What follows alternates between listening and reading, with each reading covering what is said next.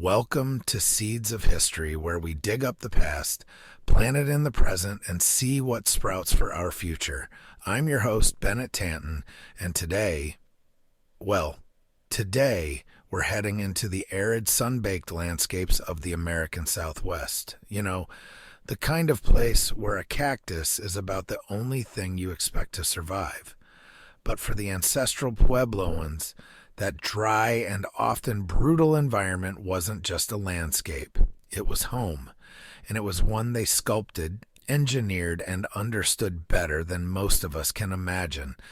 Now, when I say engineer, I'm not just talking about a couple of rock walls or the occasional rain dance. The Ancestral Puebloans, these folks went all in. We're talking cliff dwellings that still leave modern engineers scratching their heads, irrigation systems that somehow kept crops thriving in the desert, and trade networks that stretched hundreds of miles, swapping turquoise, spiritual ideas, and more. All of this without a single backhoe, dump truck, or blueprint. But what they lacked in technology, they more than made up for in ingenuity. In today's episode, we're going to explore how these early Americans turned rock faces into skyscrapers, deserts into farmland, and built a culture that's both mysterious and mind-blowingly advanced. We'll start by diving into their architectural achievements, exploring those cliffside communities like Mesa Verde. We'll get into their agricultural strategies and how they managed to squeeze crops out of dust and rock. And we'll explore the spiritual and social ties that kept their world connected across vast distances. But before we get into all that, I've got a quick favor to ask. If you're as fascinated by history's hidden chapters as I am, please hit that like button, share this episode with a friend, and hey, maybe even drop a review. It helps us keep growing this community of history buffs and keeps Seeds of History climbing the charts. All right, ready? Buckle up, folks. We're going back in time to one of the hottest and coolest places in the Americas.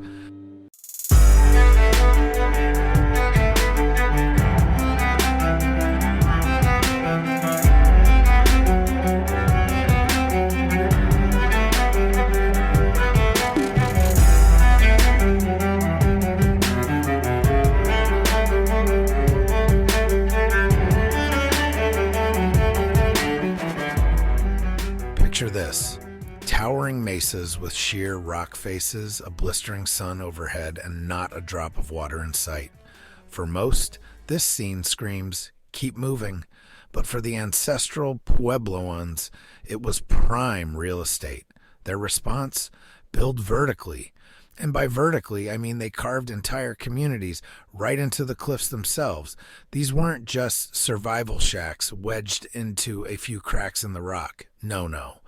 This was some high-level architecture, and it happened long before anyone thought of calling themselves an architect. So let's zoom in on one of their most iconic sites, Mesa Verde. Mesa Verde is like the ancient skyscraper of the Southwest. The Ancestral Puebloans took these rock faces, chiseled out multi-room dwellings, ceremonial spaces, and community hubs that seemed to defy the laws of gravity and good sense. These cliffside apartments, if we can call them that, are still baffling engineers and archaeologists today. They're tucked under rock overhangs that provide natural protection from rain, wind, and relentless desert sun, creating something of a climate-controlled environment. It's like a prehistoric answer to air conditioning. But what I find fascinating is that every bit of these dwellings is strategically designed. The cliffs didn't just protect them from the weather. They provided a solid defense from potential attackers. Any enemy would be looking up, scratching their heads, wondering how on earth they'd reach those high-perched homes. And as anyone who's tried hiking uphill in the Southwest heat can attest, that's no small feat. I can almost imagine a Puebloan elder saying, "Sure, we could build on the ground, but what's the fun in that? Let's make it hard for everyone." And in a way, this strategy worked. The Ancestral Puebloans created a sense of security, a community hidden in plain sight. Now, Building into rock isn't exactly as easy as breaking ground with a shovel. These folks used tools made from bone, stone, and wood to chisel out their homes. And once you start to think about it, you realize they didn't just slap up a few rock walls and call it a day. The design of each room considered ventilation, temperature control, and access to sunlight, particularly for the winter months. Because when you live on a cliff, you have to think ahead, not just about who might try to get in, but also about how to keep your family from freezing in January. Let's talk about something called south-facing orientation. This wasn't just a happy accident. Most of their cliff dwellings are built to face south, capturing maximum sunlight in winter and minimizing exposure in summer. It's an energy-efficient design centuries before anyone was talking about carbon footprints. The Puebloans observed how the sun moved across the sky, using that knowledge to make their homes warm when needed and cool when it wasn't. Efficient, sustainable, and, most impressively, reliable. Beyond just living spaces, they also carved out storage rooms and what archaeologists believe were religious or communal areas. Many of these dwellings contained kivas, round, subterranean rooms that likely served as ceremonial centers. Now, we'll dive deeper into kivas later, but just know that they're architecturally distinct, with roofs supported by beams crafted from logs that had to be carried miles across rugged terrain. Think about that the next time you're struggling with your groceries. So to sum it up, the ancestral Puebloans didn't just live on the land, they engineered it, transforming sheer rock into secure, comfortable, and efficient homes. It's this kind of ingenuity that makes us stop and think, how much knowledge about the land did they have that we've lost over the centuries? I mean, they didn't have a blueprint, a backhoe, or even a level. They had brains, hands, and a relationship with their land that we're still trying to understand today. And with that, let's get ready to move on from rock walls to crops. Because believe it or not, these folks were as clever with their agriculture as they were with their architecture. Stick with me. We're heading out of the cliffs and down to the fields next.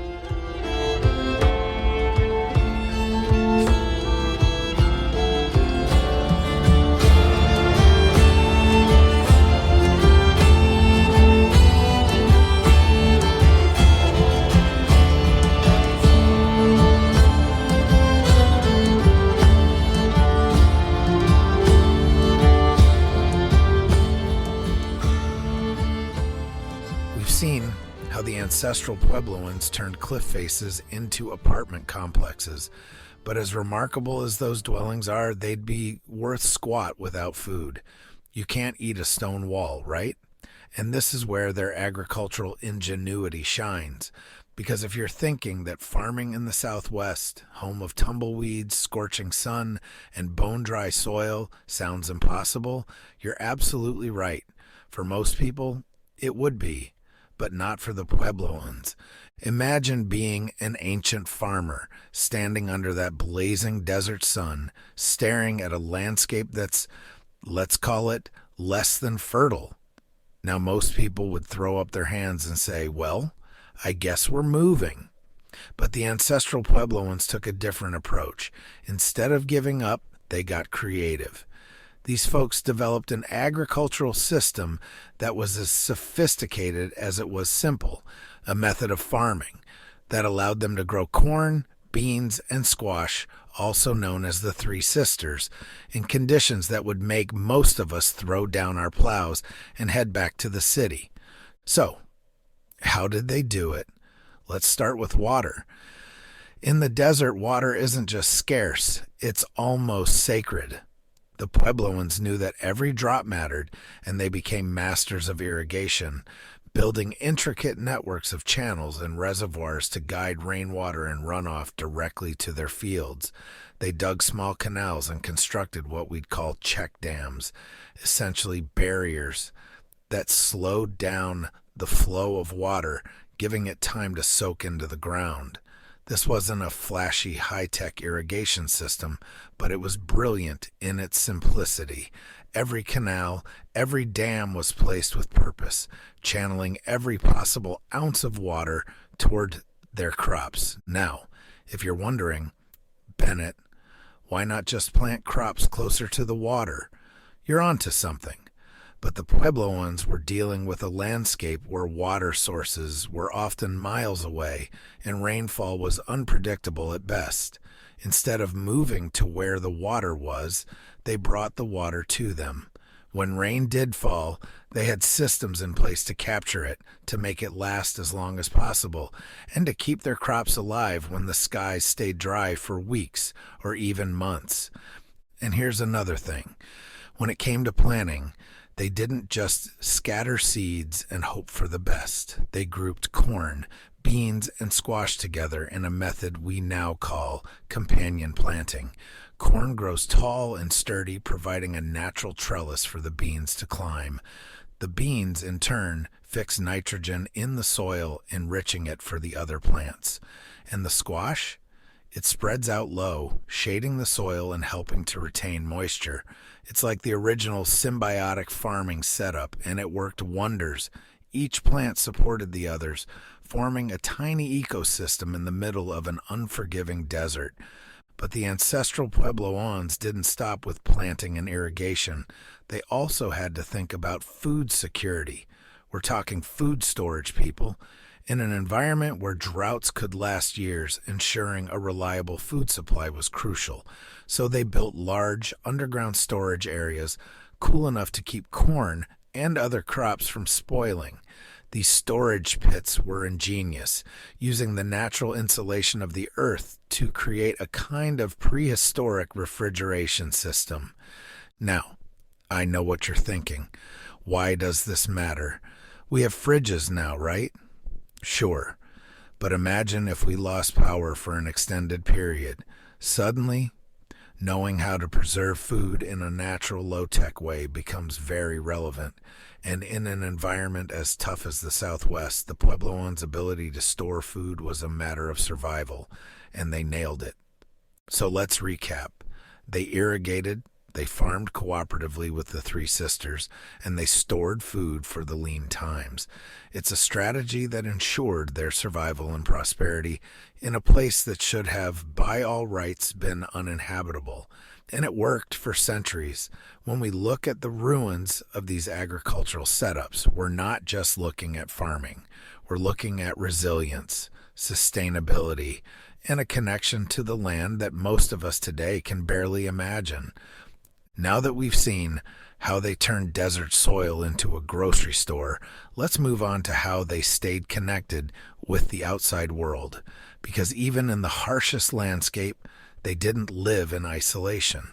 The ancestral Puebloans built an impressive trade network that stretched across the Southwest and beyond, bringing in everything from turquoise to spiritual practices. Let's dig into that next.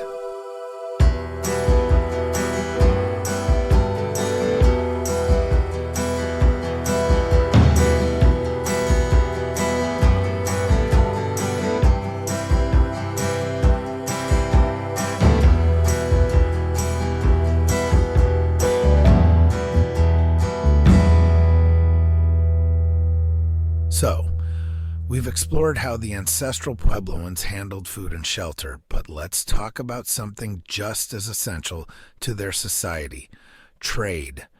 Now, when I say trade, I don't mean they were trading seashells for trinkets around the campfire. These were extensive, organized trade routes that connected them with other communities across the Southwest and beyond. Think of it as a sort of ancient Amazon, minus the overnight delivery, of course. But let's set the stage here. Imagine yourself in the heart of the Southwest desert, miles of sand, red rock, and, frankly, not a lot of obvious signs of wealth. And yet, here's the thing. The Puebloans had access to one of the most sought-after resources in the ancient world: turquoise. This wasn't just some shiny rock they stumbled across. Turquoise was the it stone, and not just because it looked good. This gem held spiritual significance across many ancient societies. Its vibrant blue-green color was associated with the sky and water, elements essential to life in the desert. So, with turquoise, the ancestral Puebloans had a currency of sorts. They mined it, crafted it into beautiful jewelry and intricate designs, and traded it across the region. Turquoise from their mines has been found as far away as Mesoamerica. And get this, some of the same materials traveled back, including things like obsidian from volcanic regions far south of Puebloan territory. That's some serious reach. And what's truly fascinating is that their trade network wasn't just about material goods. Yes, turquoise and obsidian were valuable, but the Puebloans were also trading knowledge, customs, and spiritual practices. Trade wasn't just an economic activity, it was cultural too. These routes served as highways of information, connecting distant societies that would otherwise have no contact. Ideas spread along with goods, weaving a cultural fabric that stretched across vast distances. Imagine turquoise and pottery moving in one direction and in the other direction. Stories, traditions, and maybe even ideas about spirituality. Speaking of which, let's talk a bit about the role of spirituality here, because for the Puebloans, life wasn't divided into secular and sacred. Everything was connected. When they traded a piece of turquoise or a clay pot, it wasn't just an item. It often had spiritual connotations. Some scholars believe that trading these goods helped reinforce cultural connections and spread a shared worldview, bringing people together in a deeply spiritual sense. These weren't just transactions, they were expressions of a shared understanding of the world. Now, it's also important to mention how they got around. There weren't paved roads or horses for easy travel back then. So how did they transport these goods over such distances? The answer is good old-fashioned foot power. The Puebloans traveled by foot for hundreds of miles across deserts and mountains, often carrying packs of goods that would put a modern backpacker to shame. Archaeologists have found foot trails stretching from Puebloan centers all the way to distant communities. They even built way stations, small resting spots along the trail where travelers could stop, rest, and prepare for the next leg of the journey. Think of them as ancient pit stops, complete with shade and occasionally even a source of water. And let's not overlook what this trade meant for their communities back home. Trade strengthened their social structure and reinforced connections between communities. By bringing in exotic goods and foreign ideas, they enriched their own culture and likely strengthened their sense of identity and unity. This wasn't just a case of stuff coming and going. It was an exchange that reinforced their place in a larger world and gave them a sense of belonging beyond their cliffside homes. So to sum it up, the Puebloan trade network wasn't just a series of deals for turquoise and pottery. It was a lifeline, a web that connected them to the rest of the ancient Southwest, and an early example of how interconnected human societies could be, even without Wi-Fi, phones, or the postal service. It was about survival, spirituality, and identity, all rolled into one. Now that we've covered trade, let's move into something a bit more mysterious. Those spiritual spaces and ceremonial structures the Puebloans built right into their communities. We're talking kivas, underground rooms designed for rituals, ceremonies, and who knows what else. Stick with me, because this next part dives into the spiritual heart of Puebloan life.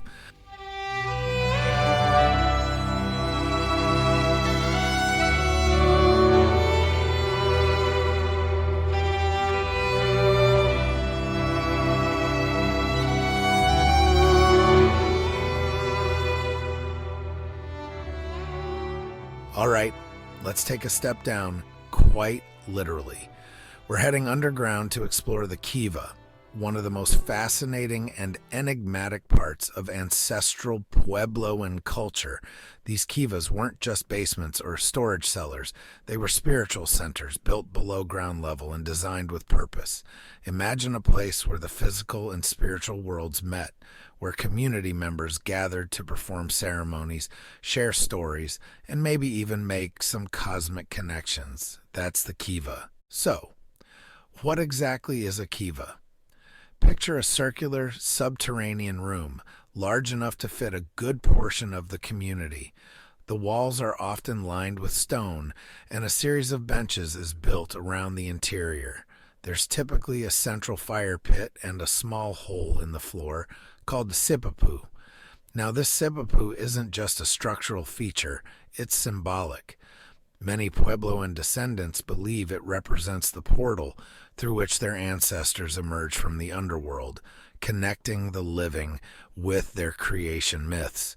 It's not just a hole in the ground, it's a reminder of where they came from, and a symbol of their relationship with the land and the cosmos. Now, here's where it gets even more interesting. These kivas were constructed with such precision that they demonstrate a deep understanding of acoustics and spatial design. Imagine sitting in one, chanting or singing with the community. The sounds would reverberate in the circular room, creating an almost otherworldly echo. It's like they built their own acoustic chamber, designed to amplify the power of sound during rituals. This wasn't just about architecture, it was about creating an experience, one that might have been heightened by the flicker of firelight, the smell of burning herbs, and the echo of voices. But it wasn't just the acoustics that made these spaces special. Archaeologists have discovered alignments in some kivas that match up with the sun's movements during solstices and equinoxes. Imagine the moment of the winter solstice. Light streams down into the kiva, illuminating specific parts of the room. This wasn't an accident.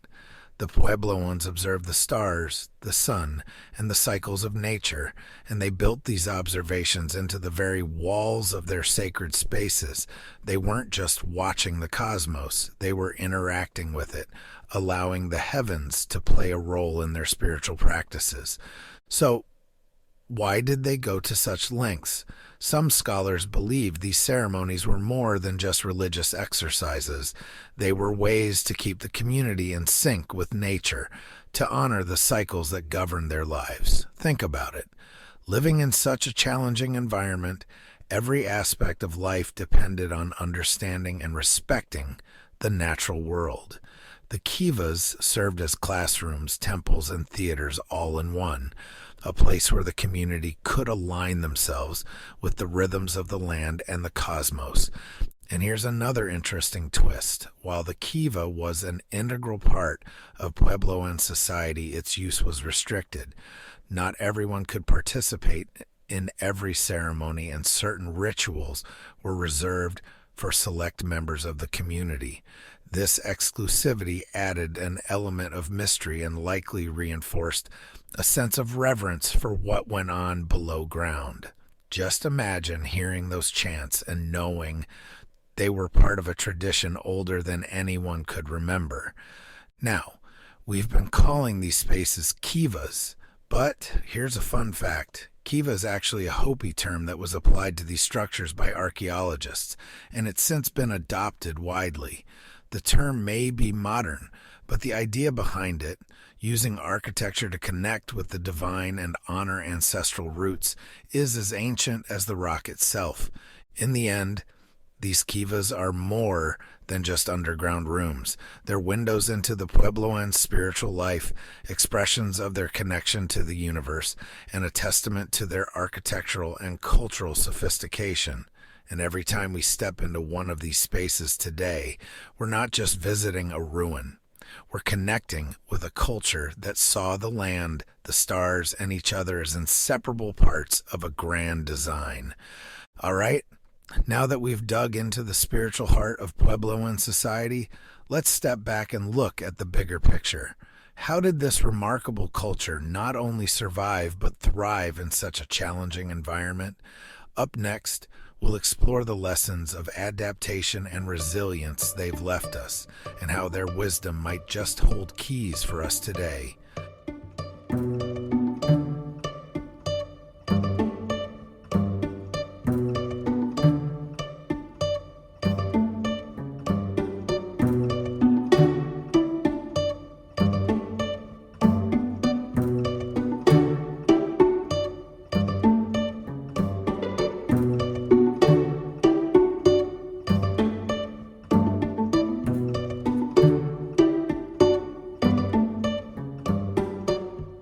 We've walked through cliffside cities, irrigation systems, trade networks, and even underground spiritual chambers. By now, you might be wondering, what's the takeaway? Why should we care about the ancestral Puebloans and their ways of life? Well, here's where it all comes full circle. Their legacy of adaptation and resilience doesn't just belong in history books. In fact, it's as relevant today as it was centuries ago. Let's start with the obvious: survival in the Southwest desert. This is one of the harshest environments in North America. It's hot, it's dry, and resources are scarce. Yet the Puebloans found ways not only to survive but to build thriving communities. They turned limitations into opportunities, reading the land and harnessing what little they had to create a life that was stable, sustainable, and deeply connected to nature. That's a lesson we can all learn from, especially as we face our own environmental challenges today. Think about their approach to water. In an era of droughts and water shortages, the Puebloans didn't just accept the desert's conditions, they adapted to them. Their irrigation systems, which we discussed earlier, were marvels of efficiency, making the most out of every drop. They understood that water was precious and treated it accordingly, a mindset that feels almost prophetic given our modern water issues in places like California and Arizona. And the concept of using resources sustainably, that was second nature to them. But it wasn't just about water. Their agricultural practices, like planting the Three Sisters, show us the power of diversity and cooperation, even between plants. In today's world, we often hear about monoculture farming, where large areas are devoted to single crops, which can deplete the soil and lead to pest problems. The Puebloans understood that a system where plants support each other naturally leads to healthier soil and more resilient crops.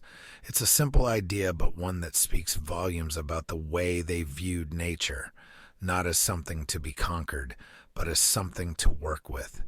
And here's another point to consider: community. The Puebloans were, at their core, a communal people. They lived close together, shared resources, and practiced rituals that strengthened their social bonds. These weren't just survival tactics. They were practices that fostered a sense of belonging and identity. They knew that survival in a tough environment wasn't a solo endeavor. Today, as we grapple with issues like social isolation and community fragmentation, there's something profoundly inspiring about their commitment to staying connected, both to each other and to their environment. Let's not forget their spiritual resilience either.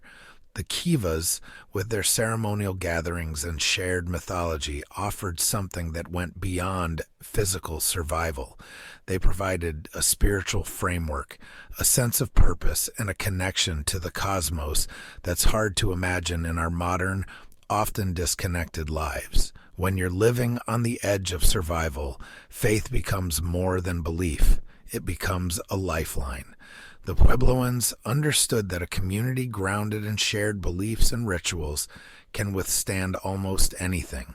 And who knows, maybe we could use a little of that resilience ourselves in today's turbulent world. And what about trade? It wasn't just an economic activity for them, it was a way to stay connected with a world far beyond their borders. They weren't isolationists, they built networks, exchanged ideas, and incorporated elements from other cultures into their own. In a time when globalization and cultural exchange are hot topics, the Puebloans remind us that there's strength in connection. They thrived not by walling themselves off, but by embracing what other communities had to offer. At the end of the day, the ancestral Puebloans left behind more than just ruins and artifacts. They left us a blueprint for resilience, sustainability, and adaptability. Their culture may have faded over time, but their lessons endure. They teach us that humans can thrive in even the harshest of environments, not by conquering nature, but by learning to live in harmony with it.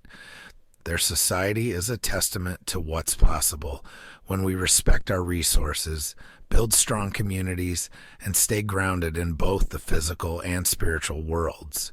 So, next time you see a patch of desert or think about ancient ruins, remember that we're standing on the shoulders of people who faced challenges we can barely imagine, and they thrived. Their story isn't just history, it's a guide, a reminder that adaptability, resilience, and a little ingenuity can carry us a long way no matter what kind of desert we find ourselves in. All right, that's it for today's journey back in time. Let's wrap things up with a few thoughts on how we can apply these lessons from the past into our lives today.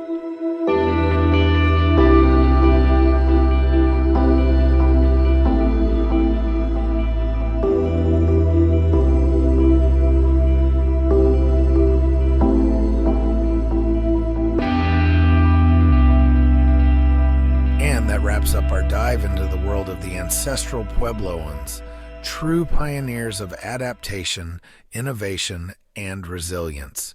They may have been carving cities into cliffs and farming in the desert centuries ago, but their ideas still have plenty to teach us. We can see their fingerprints all over modern concepts of sustainable living, community building, and even resource management. It's a reminder that the past isn't just behind us, it's something we carry with us, whether we know it or not. If you enjoyed this episode, please take a second to hit that like button, share it with friends, and if you're really feeling generous, leave a review. Every bit of feedback helps us reach more history lovers like you. Plus, it keeps seeds of history growing, so we can keep bringing you the stories, lessons, and mysteries from the past that still shape us today. And remember, history isn't just about what happened, it's about why it happened, how it's still relevant, and what we can learn from it. So until next time, keep your curiosity alive, keep asking questions, and keep planting those seeds of history.